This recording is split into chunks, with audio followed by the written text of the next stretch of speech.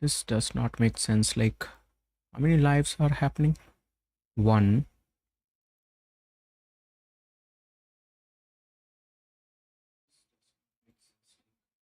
How many lives are happening?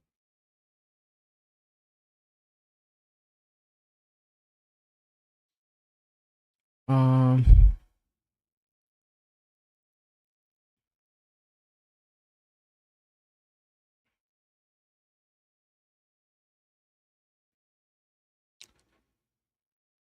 Okay. This.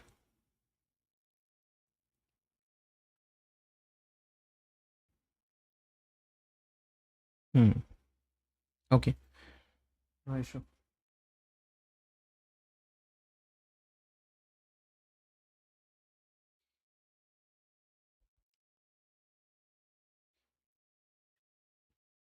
Yeah.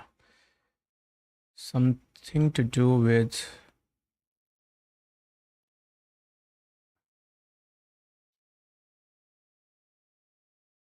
Okay.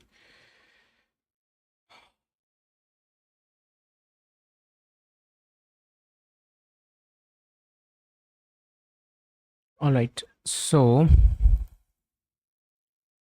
last time we were at this point where we had done few things. I have to remember. Okay. We installed our drizzle. We had the prettier formatting. Okay, we only set up everything last time, if I'm correct. This does not has to be there, but we'll check. Drizzle kit is also there. We installed shatcn as well, which is fine. All right. Okay, so today we are going to be looking into. Yep. So the aim today is to just start working on the better auth and see how far we can go. The fundamental aim will be to set up the authentication and authorization part completely for the multi-vendor system, such that like there can be an admin, there will be role of admin, user, and bunch of businesses and things like that. It will take time, so most probably it won't happen today, but we'll see how much can be done today. I'll be streaming till 9:30, and I think that should be it. Okay, we'll start with better auth, and right now there's nothing. So first, let's see what we have at this point. So I'll start with the npm check updates. Okay, so we can see that better auth and pretty much everything is outdated. What I'll do is I'll just make everything, including the except the tailwind, this thing. I'll remove this part, tailwind css, and the rest I'll just install as it is, and we'll check later whether things work or not work while we are using it.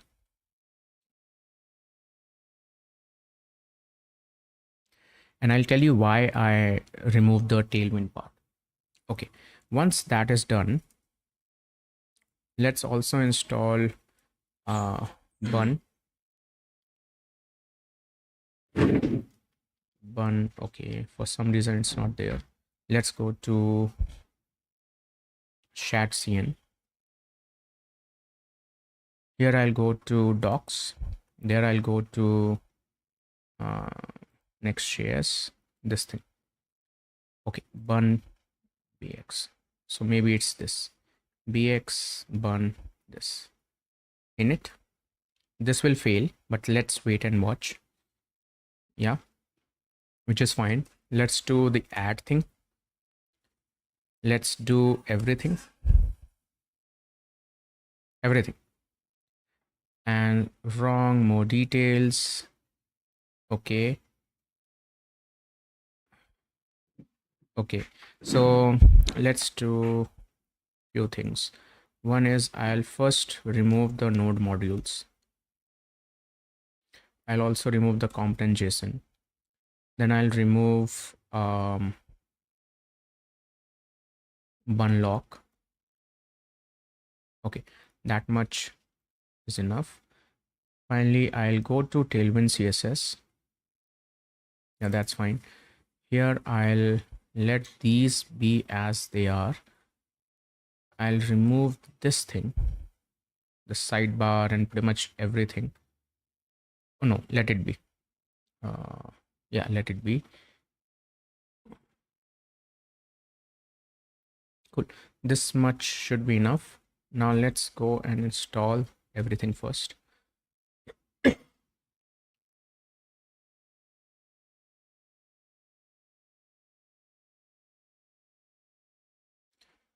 Okay. Now what I'll do is install this thing, ShatCN. We'll go with the New York Zinc. What is this?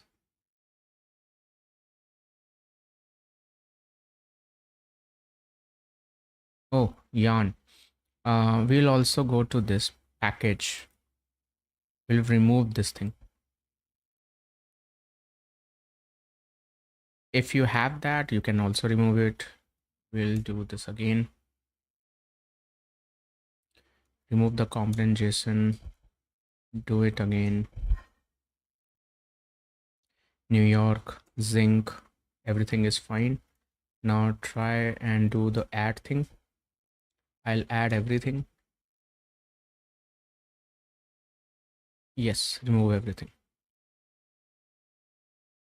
I want the latest code first and we'll figure it out later. Okay.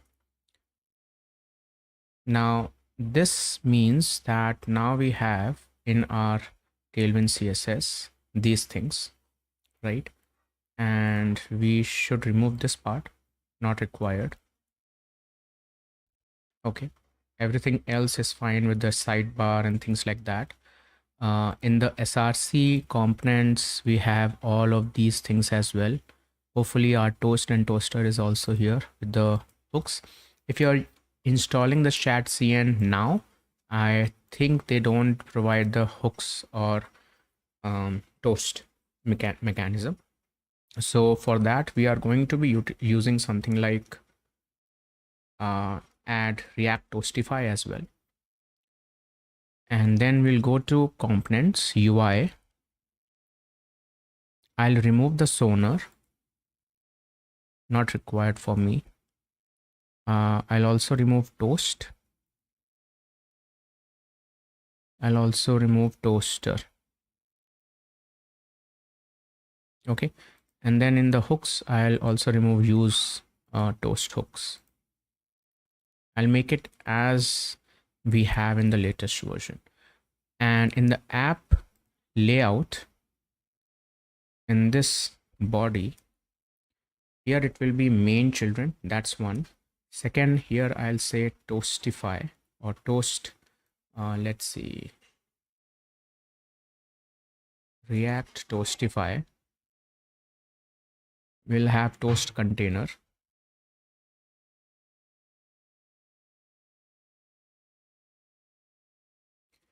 And with us, it will be dark. Let's see how it will look this way, which is fine. So we will make this thing dark, auto delay, not bounce. I'll say flip this way. So we'll make it like this. Paste it here. Installation is fine. This thing right here at the top. And here it will be flip. From the React Toastify, this should be enough for our toast container.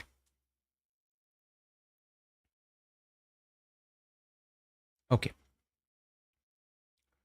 Now the reason why I did not update the Tailwind was because I wanted everything to be in place, as in React Toastify, chat cn and everything. And I'll simply make all of this. Let's see what's the last log. Yeah, so I'll add this. I'll say upgraded packages plus chat cn components. So that's one, right? Also added the React Toastify, which is fine. Now I'll run this thing called Tailwind upgrade. So it's npx run or npx at the rate tailwind css upgrade. This will only run once you have, if you have tailwind version number 3. If you already have it as 4, then this will not run. So bx this thing, what this should do is it should basically start migrating everything, right? And if you check now, our tailwind is the latest, and it has removed our file, which is tailwind config file.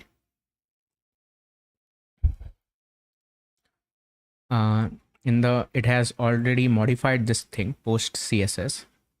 Also, if you go to this src app in the global css, it has modified everything, which is exactly what we wanted. Okay, so for us this is just good to go. So now what I'll also do is, this is how you should be doing. Install everything. Tailwind is there. Also just forget about the background noises if you're hearing it. I'm living with people. Okay, so at this point you can see that my tailwind components have been updated as well, which you can look from here, right? These things, that's something that's why first chat cn, then the upgrade. Okay, so now upgraded tailwind css, and this is fine. Now let's also push it to main. Okay, that much is good. Finally, let's go and start looking into better auth. We'll do these things just fine. So I'll create these things, and what I want is remember me is not required. Let's forget about that. Forgot password is something that I need. Here I'll have, let's say, Google, because most likely it's only going to be Google. For the most part, the third party people who are not developers don't care about GitHub. So Google is the default thing. You can also have Apple, but it's Google is fine. One social login is fine. You'll also have passkeys. Magic link is not required, and powered by label is just this part. So if you remove it, you can remove it. It's not, but let's put it here because we are using their things. Now I'll say continue. Sorry, I'll go to this thing, NextJS, and here it is asking me to giving me these things. Okay, to understand what these things are, I'll have to go to better auth. I'll go to docs and let's start walking down one by one. Installation. So let's start with this. Last time we did it, but it wasn't good. So let's do the latest one. Then we had the secret already, if I'm correct. Yeah, we had the secret, we had the better auth URL. And we are going to do everything in local first. And let's see what happens when we deploy it. Most likely it will fail, but yeah.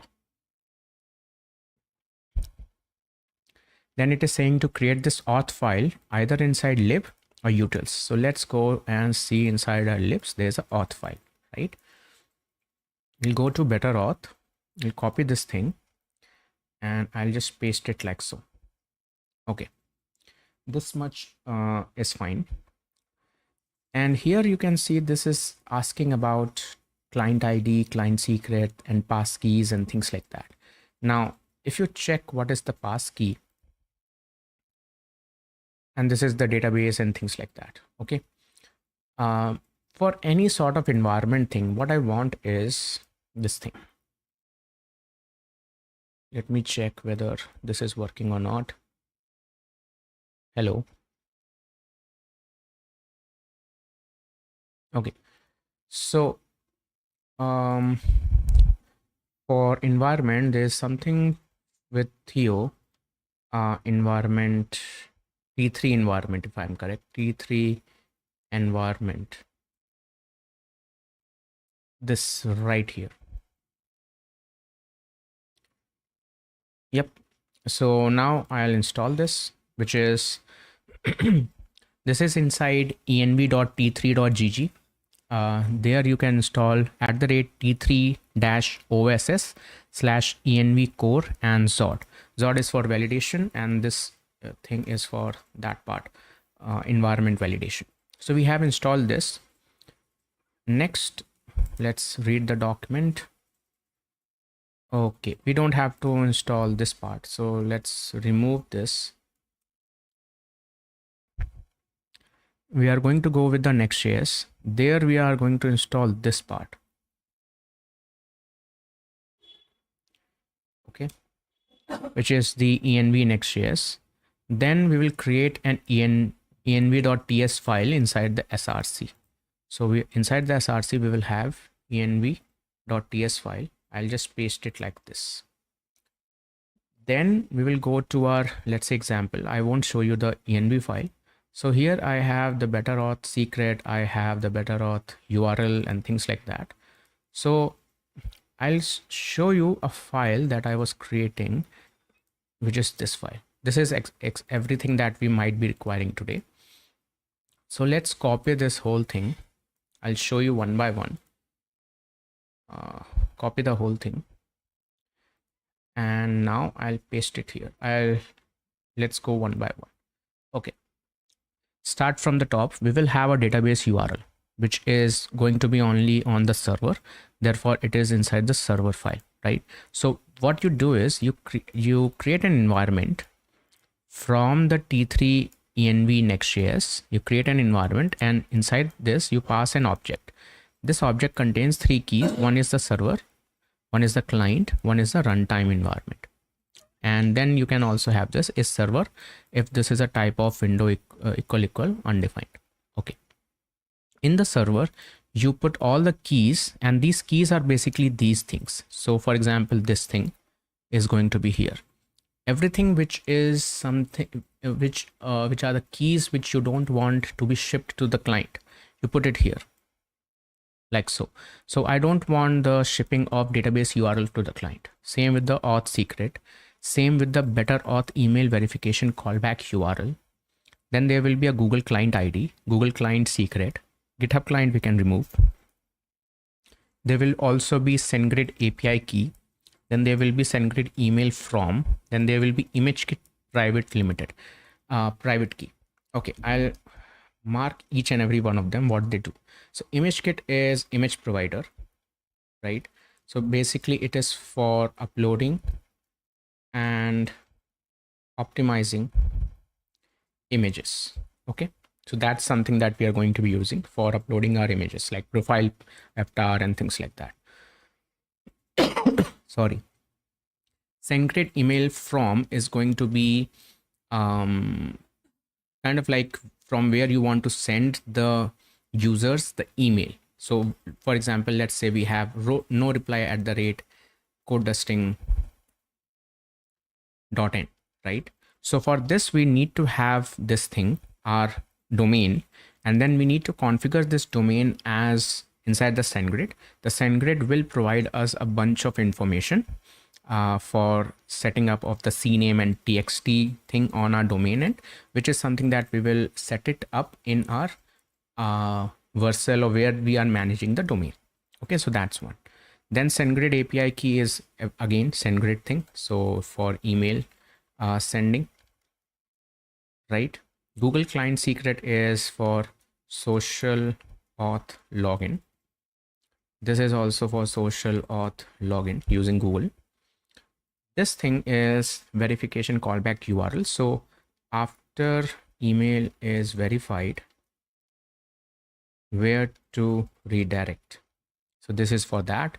Better auth secret is something that we already know. It's a secret required by the better auth package.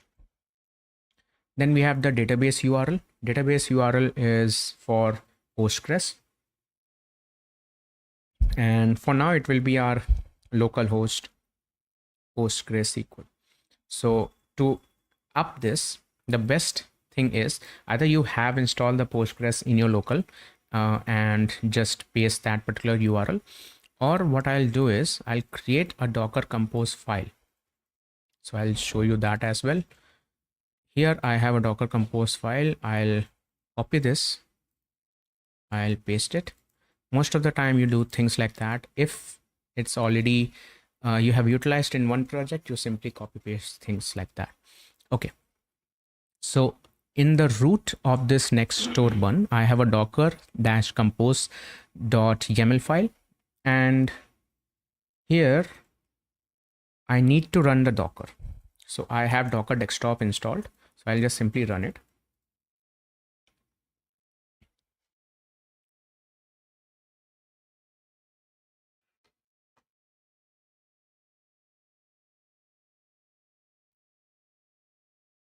Okay, so it's running. We can stop this part. Technically what I need is this file, and that file will do everything. So in this file, I will have a services with, and if you guys don't know how the Docker Compose work, there's a PHP live streaming that I did where I actually went deep into it, kind of like. Okay, so in the services, I am talking about only DB service. So I have named it as DB. The image this will use is from the Docker Hub if it does not exist with us in the local. So I'm using Postgres colon 16.6.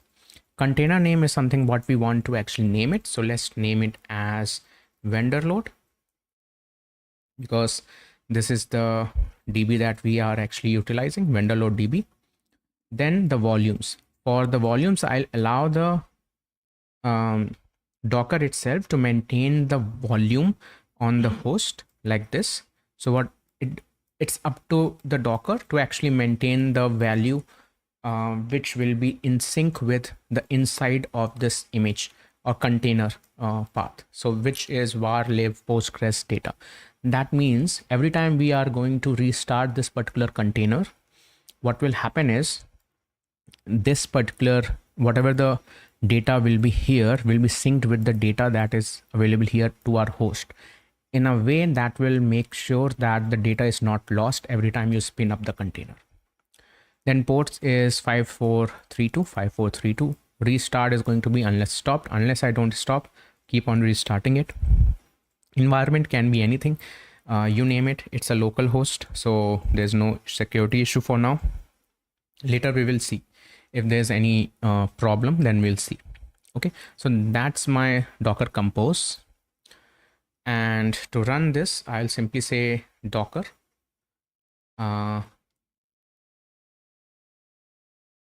Let's see, Docker run. Okay, Docker run D, and I'll make this as, no, it's Docker Compose up D, and let's see. So this will start working for you guys. If it will be too much, because if you don't have Postgres image in your local system, it will first download that part. Once that is done, then this will happen. Okay, so now if I go to Docker, I'll see that the Nextstore bun is already up and running. Okay, this is here, which is exactly what I want. So how to access this part? We'll check that part as well. For now, this is our database setup, right? So this is what the database URL was. Now the client is basically all the environment, which is kind of like the client way. Okay, and you see that if you don't have anything, the key is not here and the key is not here, then in the runtime environment you will get the error. So I'll have to remove these two, which is fine. And in the client, I have everything which is starting from next public. That will be a part of the client, which is ImageKit public key and ImageKit URL point. Same with the SendGrid. Okay, runtime env is basically whatever you have typed here and whatever you have typed here, right? Using the Zod verification. Now in the runtime, while that things are running, you will get the keys from here. Now you're going to get the keys from the environment. This way, what will happen is, if this is not present, this will fail. And once this fails, this thing will fail in the runtime itself the moment you start your app, and you will know which key does not exist. So let's see that in action. I'll start, which is fine. Now if I go here,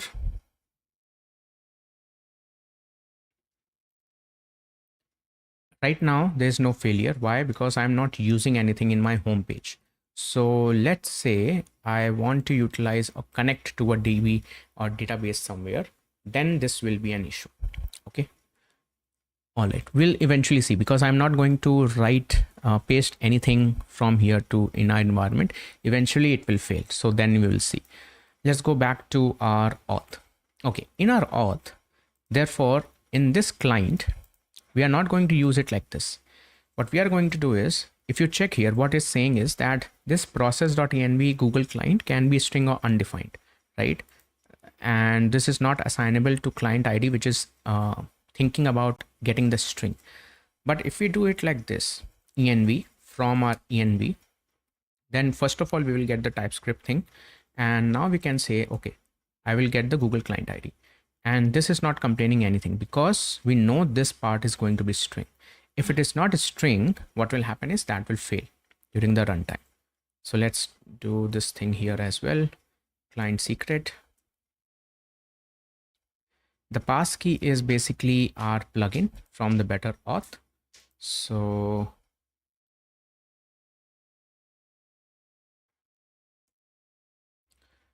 let's go to Better Auth. At this point, let it be. What I want to do now is I want to go to Better Auth in this installation authentication. Here I'll go to, not this, databases, Postgres, Drizzle. Okay, for the Drizzle to work, I need this part first. And in the Better auth, so let's go here at the very top. I'll paste it here. Drizzle adapter is coming from Better Auth adapters, so I'll just copy this part and paste it here. This DB is something that is coming from the database DS. We'll figure it out later. This will be PG because we are trying to use Postgres. Okay, that's one. And schema generation, I'll tell you how we can generate it, because this will not work. Technically, we need to, if we are using the Drizzle, this is how it will be. So this is fine. We'll figure that out. Okay, you know what? Let's do that. So here, let's create inside the src a DB folder. Inside the DB, I'll create a schema.ts file. Okay, let's see what I have done here. Inside the DB, I have index.ts file as well. So let's create the index.ts file, not a schema. Inside the index.ts file, I'll just have this. So I'll just copy this and we'll show what it is. So here we need PG. Let's install that PG. Okay. All right. We also need to have D Drizzle kit, and so we are installing the Drizzle kit as dev dependency with the types of PG. Okay. Now that's fine.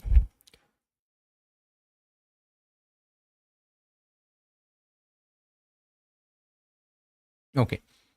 So we are getting the Drizzle from Drizzle ORM and node Postgres. That's first thing. Then we are getting the pool to remain the connection open, to make sure that the connection remains open with the PG. The pool is basically a new pool with a connection string of env db database URL, which is what So it is that same thing, this thing. So it is getting the things from here, and then I'm exporting that particular DB using the drizzle, which is this client, and passing the pool. Okay, that's it. Now this will be available here. Okay, cool. So that's first thing. Now we will do all this later. In the integration, not integration, in the plugins, the first thing that we need in the plugins is we have to decide basically, do we want the two-factor authentication or not, like one-time password, time-based OTP and things like that. If we do, let's just copy this thing, go to our auth, make sure this is here. Also here we will say pass key, it is not available, so we'll have this, we'll make it as pass key, and here we will say pass key. So this pass key is a plugin which is now here, and this two-factor authentication is also a plugin. So let's pass that part here as well. We need to set these things up first before we run that better auth generate thing which we saw below. We won't be looking in, like, before we run anything like this, we need to have something like that, right? Okay, now here I'll also make sure I'll provide the app name, and that will be vendor load. Okay, cool. And in the client part, we don't have the client, so let's go in the lib itself. I'll create another file which is auth client.ts, and if you check here, this is the auth client. Let's copy this thing, paste it here. Let's make this as auth dash client, doesn't matter, just remove this thing, and you will have the passkey client. That's first client. We will also need the two-factor client, which will be the second client.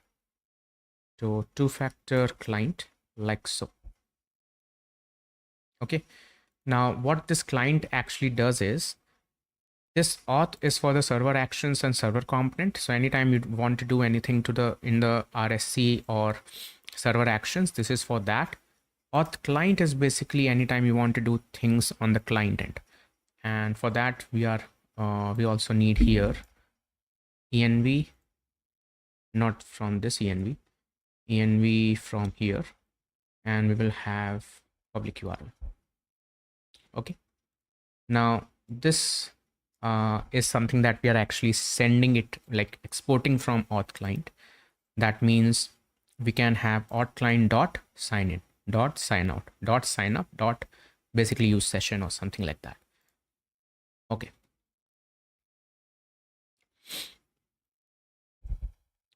enabling two-factor authentication. So we, to enable two-factor, call two-factor dot enable.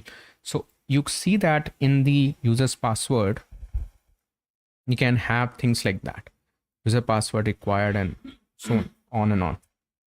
These are the things we will do tomorrow. Today is just setting things up, right? So that we can have a proper database and things like that. So two-factor. Second is, do you want anonymous, like anonymous user logins and things like that, right? Do we want it? Yes, we do, because technically speaking, we should be able to allow the user to not be our, it depends, like how let's not have it, because we want the data collection of the users as well. Most of the companies don't have it, but for if you want to incorporate complexity into it, you can have this part. It is basically allowing the user to behave as if they are the logged in users for the most part, while being anonymous or not signed in. Okay, then we have email OTP. This is the email OTP send verification. We'll do this part. There's a passkey, we already have that, right? This thing doesn't work. I have made a request in their GitHub, so once that is done, then we'll figure it out. Then there's the admin. Admin is again a plugin, so we'll have that part as well. So in this thing, inside the plugins, let's have admin. Let's also have organization, and we'll make these two part of here, an organization. Okay, so admin is for like creating the admin users, roles, banning, unbanning, impersonating users and things like that. So it is for that. An organization is for basically the multi-vendor things, team coordination, project management, things like that. Basically it has some sort of like a role scenarios, right? And these are the new things like Stripe, captcha. Do you want the captcha or things like that, right? Like I said, this is like easy part. So we are going to first do till this point, and then we'll figure it out what we actually want. Okay, so that's one. Now, email and password. This part, you can also go to email and password part, email OTP, or in the authentication email and password. Here you need to have the enable of true if you check, right? And then email and sign up can happen like so, sign out and things like that. But for the setting, so what I want is when I log in, first and foremost, I want the enable email to be true, but I also want something called required email verification to be true as well, which means the email will not be verified just because you have registered, and unless and until you don't verify your email, you won't be able to log in. So this is for that. You require email verification. All of this is basically inside their documentation. I was going through it in the last week, so I'll show you how that is done. So we'll go to libs, we'll go to auth. Okay, we have this. For this send reset password, if you check this, the reason why it is showing it like this is because we are not using it. So for now, let's just use it like so. We are not doing the reset password or forgot password today, but this will at least help that there is a table in our database. That's why we are making sure the settings are fine, right? Then there's an email verification key. So I'll just copy this whole thing and I'll let you guys know how to actually do it. Okay, in the email verification key, you have send on sign up, which is true, which means send this email verification OTP or link using this on sign up. So it's going to use the send grid and send the link to the user. Auto sign in after verification. Once you click on the link or the user clicks on that link, he is auto sign in, right? So basically you can then redirect to a email verified page where he can then do the auto sign up. Then it's a send verification email function, which is an async function, which will take user and token. Now verification URL is something that you want to make. So I'm using the env next public URL, which is our domain /API auth verify email. And from there, I am getting the token, whatever the token is. And then the callback, make sure this part is correct, which is callback, and then in capital URL, right? This is the main key. It cannot be any other key. It has to be callback URL, and it has to be token like so. And it has to be verify email in the API, right? And you pass this token, which is the, basically this is a callback URL, and this is a token that this will give you. And then this is a send email, which is a function, kind of like an action that is, we have to create right here. Okay, here I'll create a folder, which is actions. There I will have email.ts. And let's see what I have done. In the actions email.ts, I'll just copy this whole thing, paste it here, and I'll show you what it is. First, we need the sendgrid.mail package. Add @sendgrid/mail. Once this is added, this is done. So make sure this is a use server. Basically, I don't want to leak my so-called key, SendGrid key on the client. Therefore, this is a use server action. It is importing a SG mail from @sendgrid mail. Then it is importing the environment file, this file. Why? Because we need to use the SendGrid keys. Then it is exporting a function which is send email to subject and text. This is just a very simple text based email.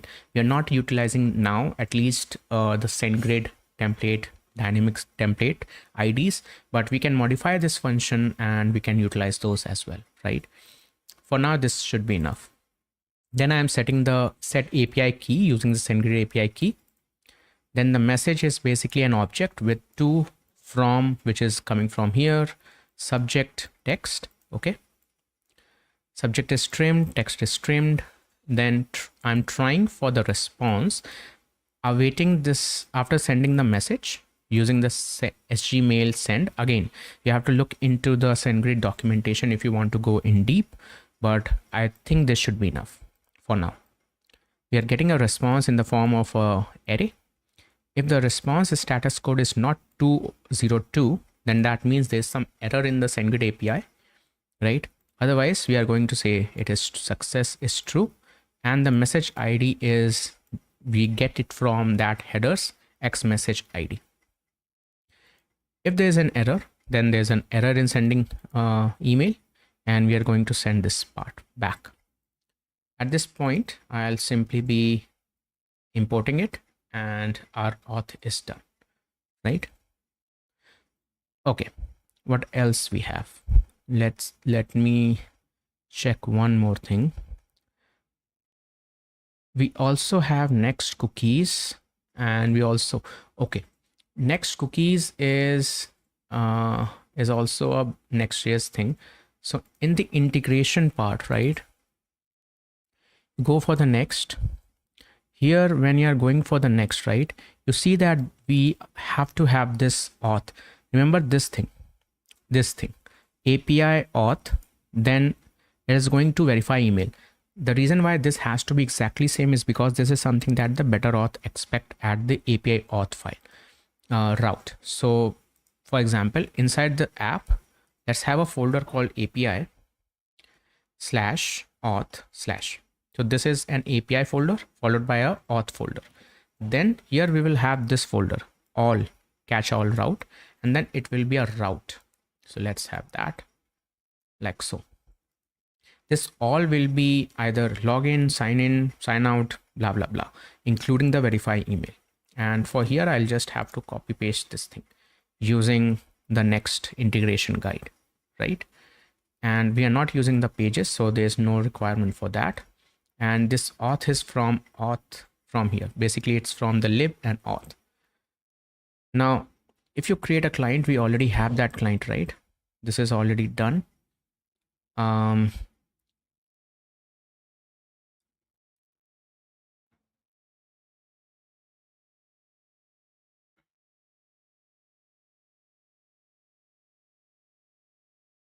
This is auth route. This is to node, NextJS handler, better node, and things like that.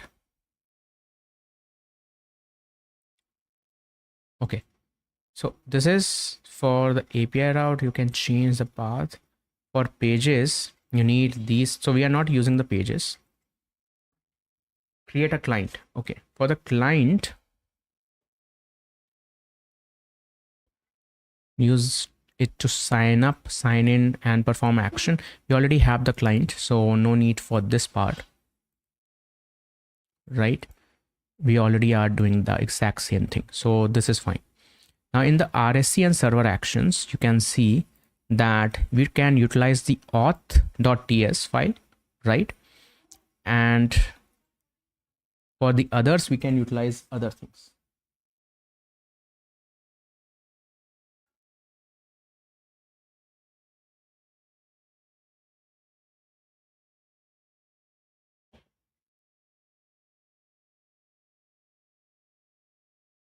Okay. Now in the server action cookies, this thing. So what happens is when you call a function that needs to set cookies like sign in email and sign up email in the server actions, cookies won't be set if you don't include this thing. So cookies are HTTP only cookies that will not be set. Therefore we need this. So let's copy this thing. go to this part like so, and make this part as a plugin like so. Okay, so now it will work. Middleware, you can also utilize it in the middleware using the session cookie and things like that. Okay, right. So that was the next cookie. What about the open API? So if you check, there is an open API, I think here. Open API is basically for giving you the entire reference. If you navigate to API auth reference, again, API auth, right? That is a folder. Reference is inside the catch all route. So we'll also include the open API.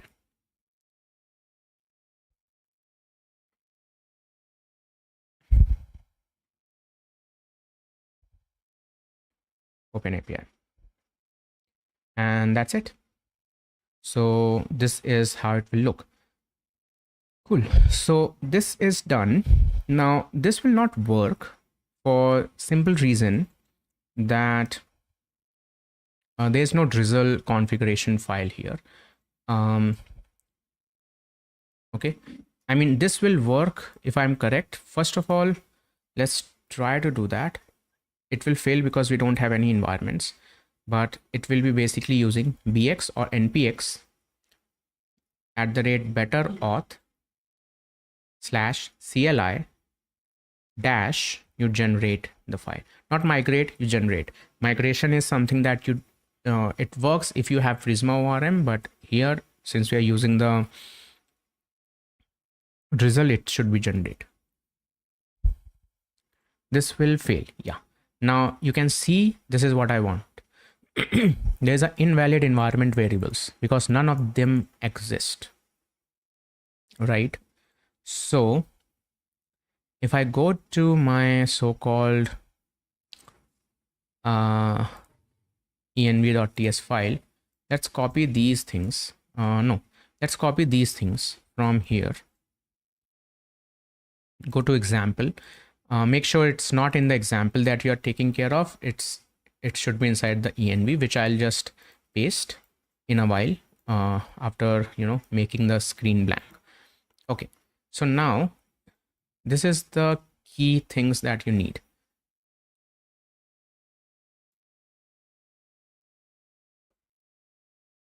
And it will be, first of all, equals, and then it will be this.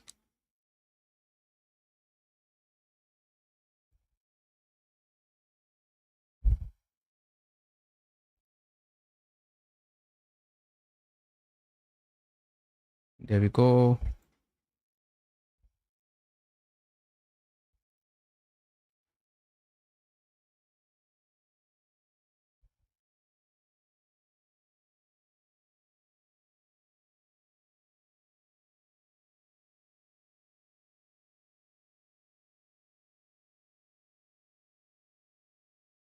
Okay, so these are the keys that we actually require for the next public. Okay, let's make it a little bit like so. So these are basically client side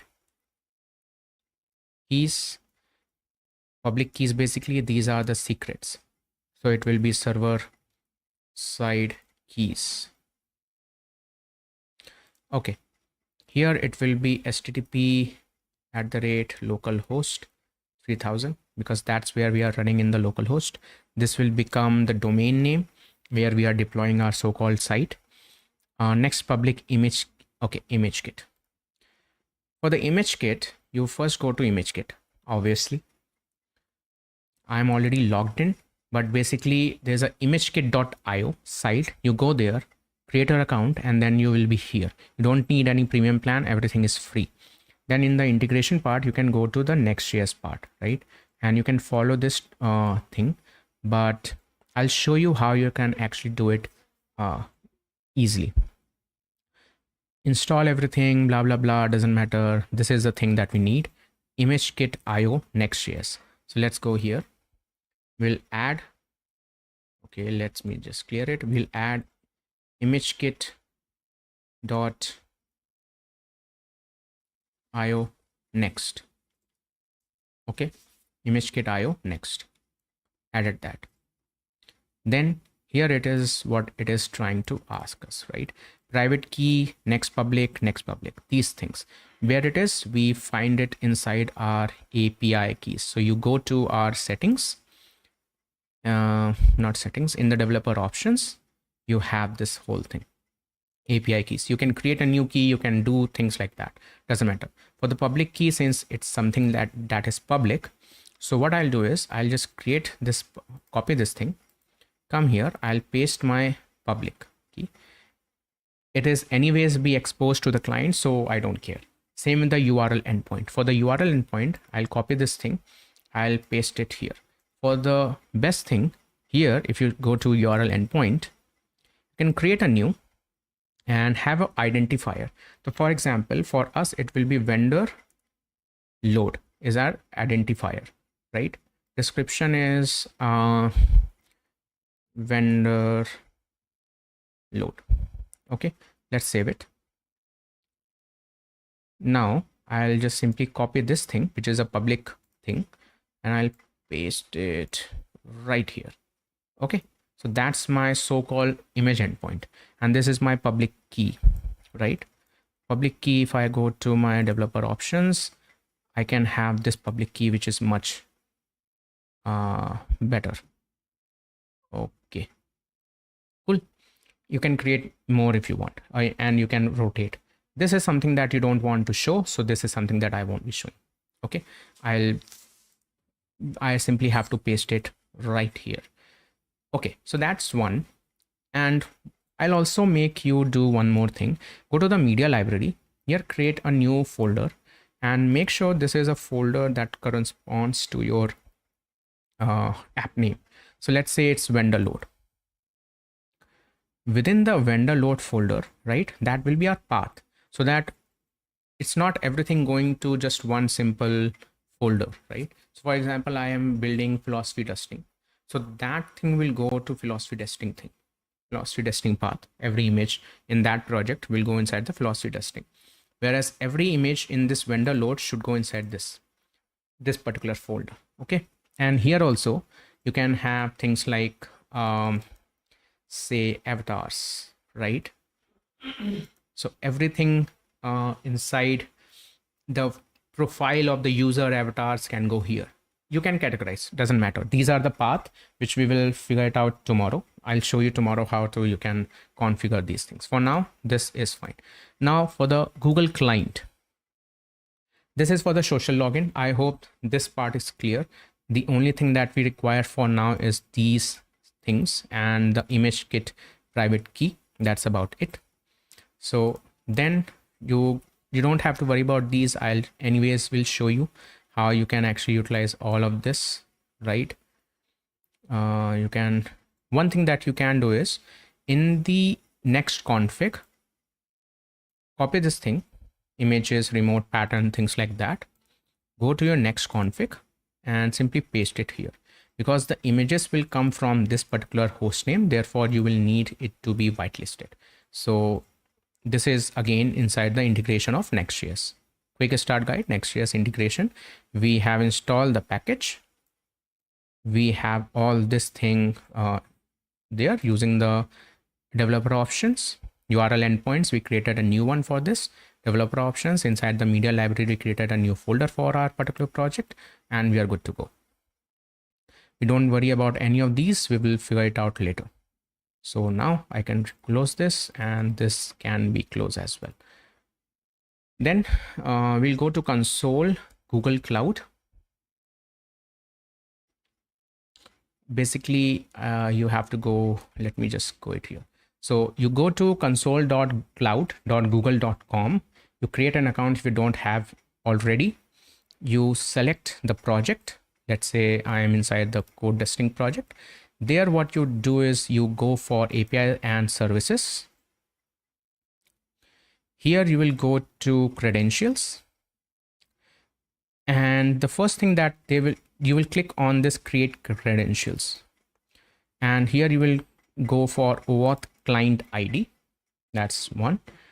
Then you will go for the first thing that it will do is this will redirect you to branding, right? Some sort of branding or some sort of auth screen, things like that, which will take you to this branding itself. There you will type an basically an auth app name, create an app name. It can be any name.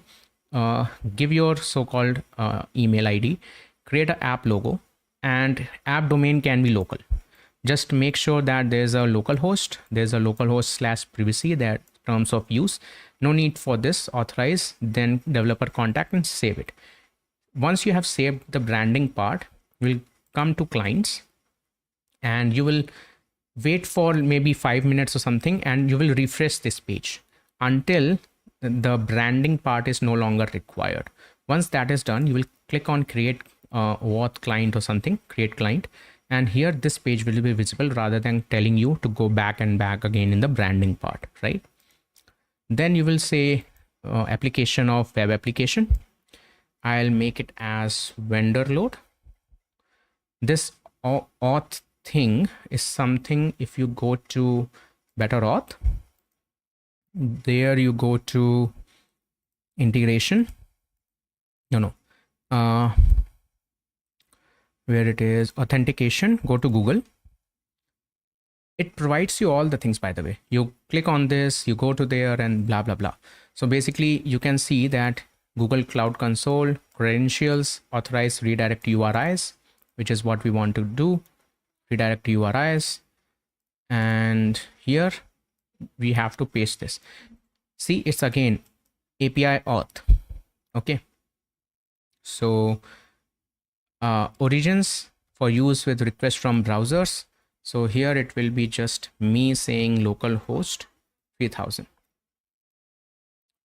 and here it will be what they have provided. Now if you want to go from localhost to production, you simply change this part, add another URI, and you will simply change that part, right?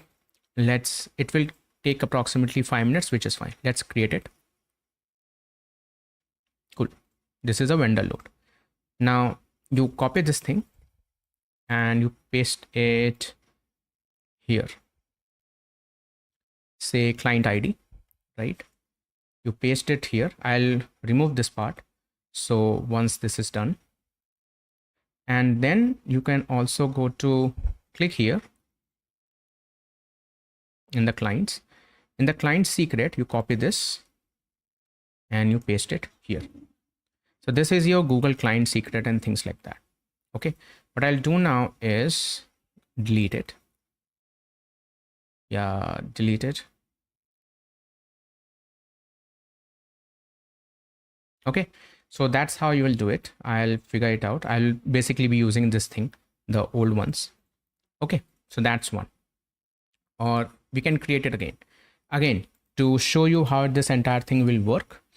You go to Google Auth. Basically you go to this project. Once you are inside the Google Cloud, go to API and service, or you can type it from here. Once you are here, you go to auth screen. This is a branding part. Once that screen is cleared, they will show you certain things. You can it will be basically this part, branding part. You type your information, you type your support email, you type everything, make it everything localhost, doesn't matter. Provide your developer contact. Don't have to authorize any domains for now. Everything is in testing mode for now. And once this is done, you keep refreshing the page until the audience is also clear. Again, you don't have to publish the app, anything like that. Data access is also, for now, it's fine. Nothing here. Verification center, again, nothing here, right? You finally go to client and you keep refreshing this page unless this screen is there. Or once you click on the client, create client, you are not redirected to branding. Once you are in this particular part, you create a client, make sure that web application is selected as an application type, make sure that the name is anything that you want. In the authorize this thing, it can be localhost, so it will be the original thing, let's say this. And in the authorize this, it will be let me go back. Let's copy it from here, which is Google integration, and it will be this. If you want for the production, you have to come back. You can create a new one, new client for production.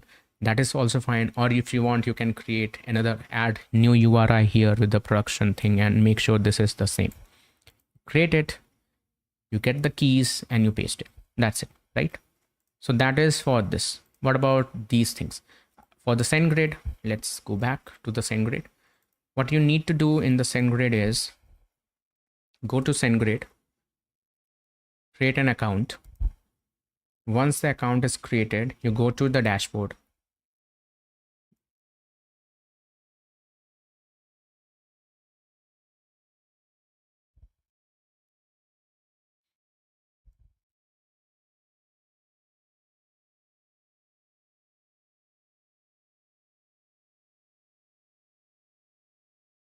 Okay, you log in. If you've forgotten your password, you can do that as well. Let me just go directly.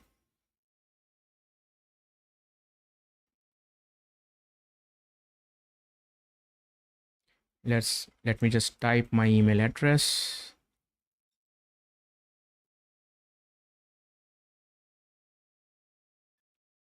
Yep, now it is fine. So this will be giving me, I have two-factor verification thing enabled. So I will type my thing, which is this. Remember me for this.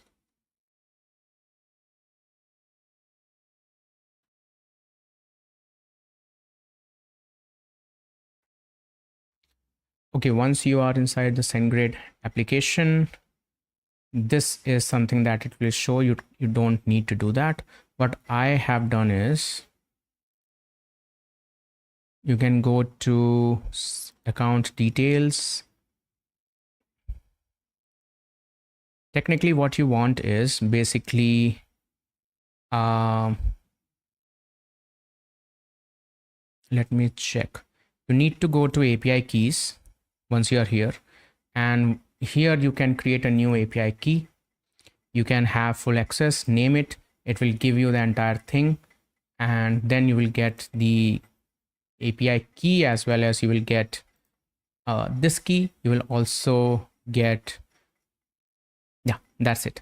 Basically, you will get this particular key. Once you have that, you can, it's good to go. Then you also might need to go to validation, right? Not validation, I mean go to sender authentication. Inside the settings, go for sender authentication. Here you can see that my domains and everything is like aligned. The reason is because here you can click on the authenticate your domain if you have the domain, by the way. Otherwise, I'm pretty sure it allows some sort of like without domain mechanism as well, how to send it. But it's better if you have a domain, right? So for example, I have a domain called codedusting.in, right? And if you go to my versal.com, here inside the domains, I have the domain called codedusting.in. And if I click here, I can manage everything from here, right? Including the name, subdomains, and things like that. So what happened is once I provided my authentication for the domain here, gave my domain, it generated a bunch of name type, like you can see here, name type value keys for me, which I simply have to publish here. So basically I copied it from there, what this particular thing generated, made it here, make the type, which is bunch of cnames and one txt, and the value, and simply keeps on adding it. Once everything was added, I clicked on the verify the domain thing and it automatically verified, right? So that part is clear. We also had the SendGrid part here as well. The better auth secret is something that you guys already know. It's something, if you simply go here inside the getting started installation, you can just keep on generating the better auth thing, right? So yeah, that's it. Yeah, for this, what you can do is once your domain has been verified, so to speak, you can have anything here at the rate followed by whatever your domain is. So for me, it's like codedusting.in, no reply at the rate codedusting.in. And as long as the SendGrid API key is fine, this will work. Database URL. Okay, for the database URL, let me just check. I'll remove this thing.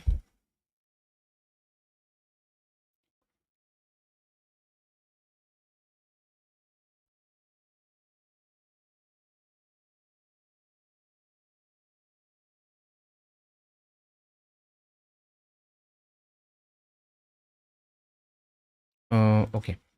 So for the database URL, it will be something like this, because everything is in our domain localhost. So it will be Postgres slash, let's make this as vendor load db, because remember in our compose we have this vendor load db. So we are just making it exactly the same. Better auth secret is this thing, or we can have whatever we wanted from here, right? And email verification callback URL. Okay, for this thing, okay, let me just this thing will be,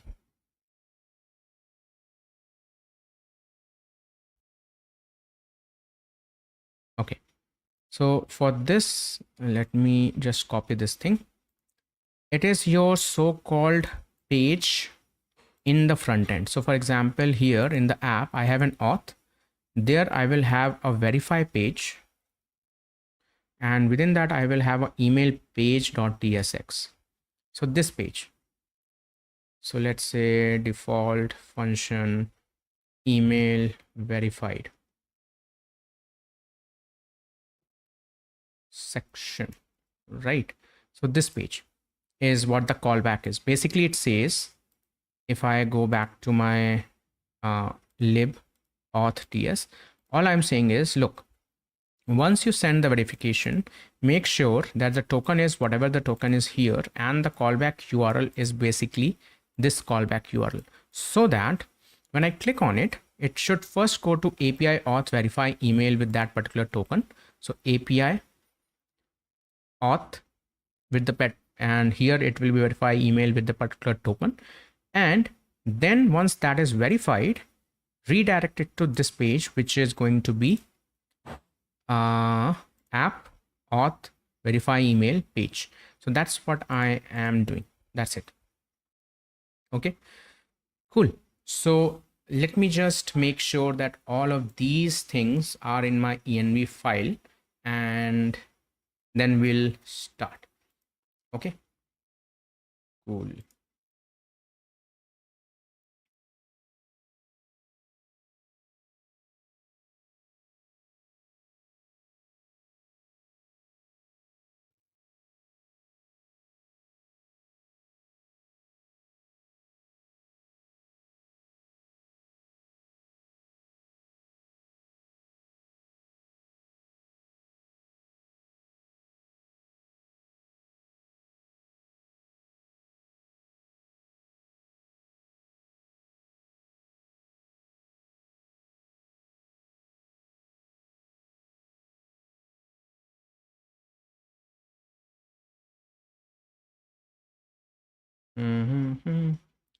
Copy the secret or Google client.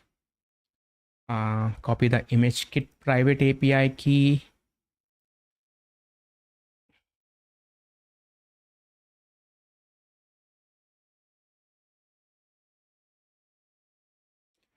Okay, better auth secret is already done. Database auth is there. SendGrid API key.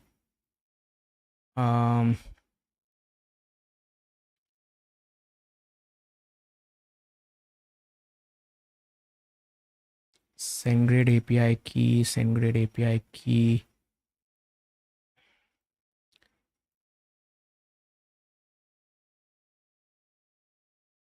Okay. SendGrid API email from database URL cloud, this thing, then public.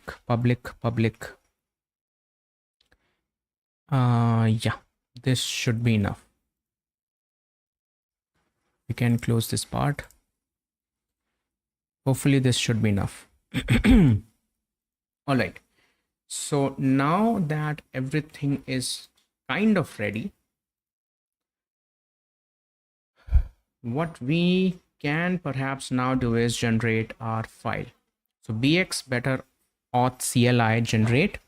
Since our environment is there, all the environments is there, yes, create it. That created the schema, okay, which is right here. I'll copy this whole thing, go to my src, go to my lib, go to my db. Inside the schema, I'll just paste everything like this, which better auth created. And if you check, what it created is user table, session table, accounts table, verification table, two-factor, passkey, organization, member, invitation, right? A bunch of things. Now that I have this too, this and this,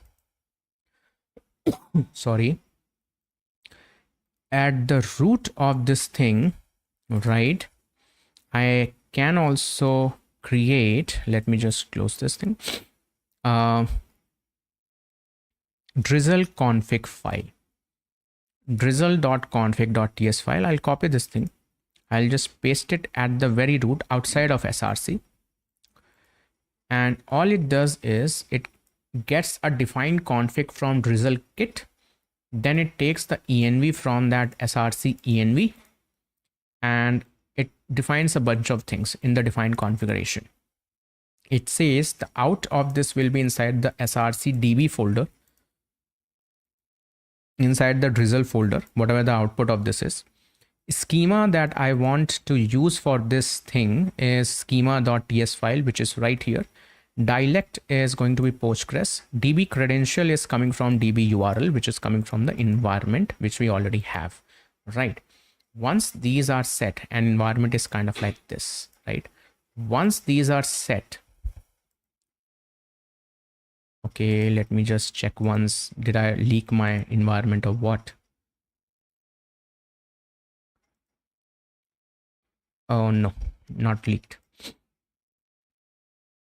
Okay, once these are checked and we have our better auth thing already generated, let's first go to live next store bun. Let's say bx drizzle kit studio. At least this should work, right? So I'll just open this. And this is my entire studio. Right now there's zero schema, nothing is there. This is the same DB that we are actually using, the Docker one. Now what I'll do is I'll say bx drizzle kit generate, or no, not generate, migrate. Okay, so now we have to do maybe push. No, it should be generate first. All the 9 tables has been generated. Now it will be migrate. Also, let's go remove. Nothing is here, even though now after the generation, what happens is inside this drizzle, we have the meta and things like that. The entire thing is here. So now we will migrate. This is migration done. Now we have this entire table.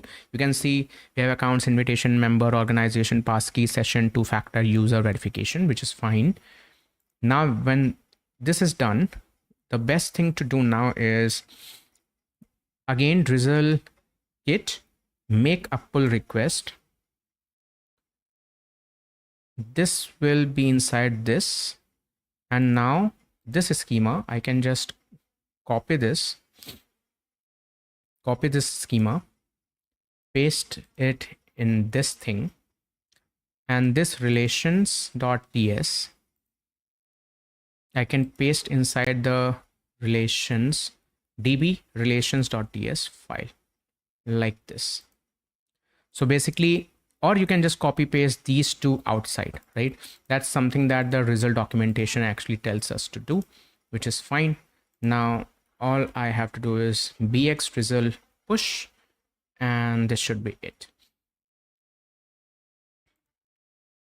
Cool. So at least our DB is up and running, right?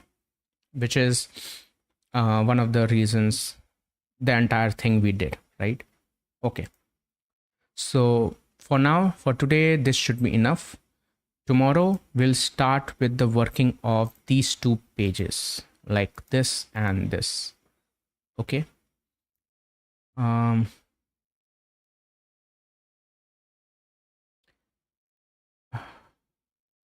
in the app, in the auth, you know what? Let's try this thing out first. For the most part, this should be enough.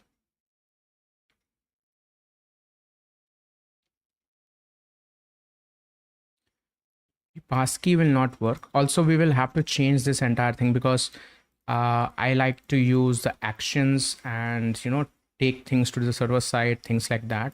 This is not what this will be doing, but for this purpose, this should be enough. Let's say dev, start everything.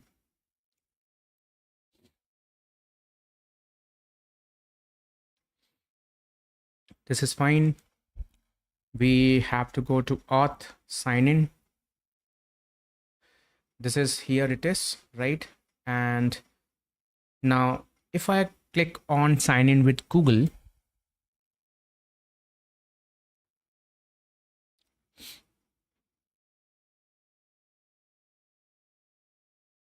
you see it says the model verification was not found, right? Please pass the schema directly and things like that. So then let's say if I want to go to sign up, otherwise we will do it using our entire backend thing tomorrow. Default, export. Okay.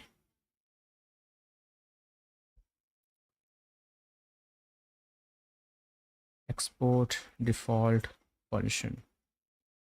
Technically, even this will not work, but let's see. This, let me just make it the same password. We'll do it this way. This is the thing. Then it will be create account. This will also not work. Again, with the same reason, the model user was not found in the schema object, pass the city to the blah, blah, blah. The reason is very simple because this is utilizing certain API thing on the front right here, a bunch of this callbacks and request. We won't be doing that. If you want a glimpse of what we want to do is basically this. In the sign in, I'll just copy this whole thing. No, I'll copy the sign up part just quickly. Otherwise, we will anyways be doing this entire thing tomorrow. We'll see this is a sign up thing. So in the actions, I will have a file called signup.ts. In the actions, I will have a signup.ts. Paste it right so.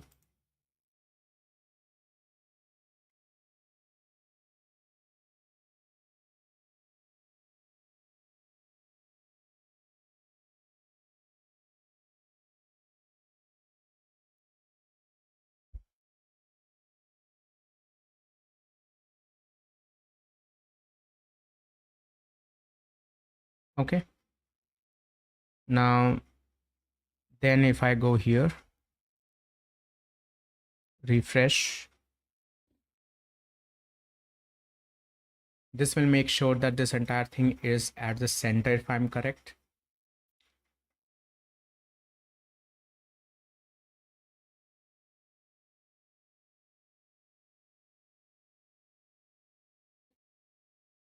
Just so we are clear, what we are trying to do is very simple. We are getting it a bunch of cards, which is the basic design of the better auth. And rather than doing everything on the client end, we are doing it using the server actions, right? And we are having this card. Then this is the form with the server action. And in the input, we are now passing the names. This is the error handling part. This is a default value in case that there's a failure. We have removed the image part because this is something that we will do using This is an image upload, which is something that we will do after the sign up process has done in the profile page, so that you can upload the avatar there. Okay. All right. Why is it still sign up? Okay, let's see how long does it takes. Is there any issue?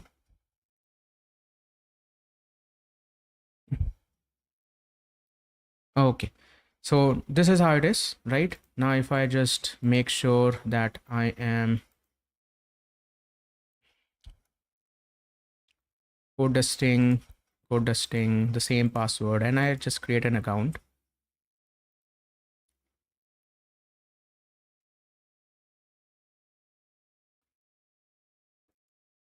Something got messed up. Let's check.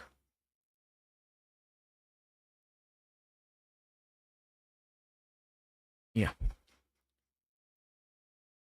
So we will do this. We will do this. Okay. User was not found in the schema. Please pass the schema directly. Oh, okay. Okay. We are messing things up. One thing that is not available here is inside the lib auth. Here we also have to pass the schema, and this will be schema, which will be from the DB.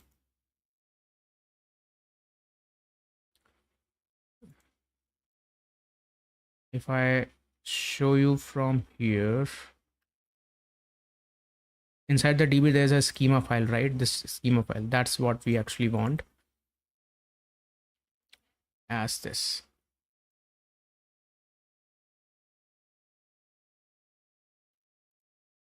Yep.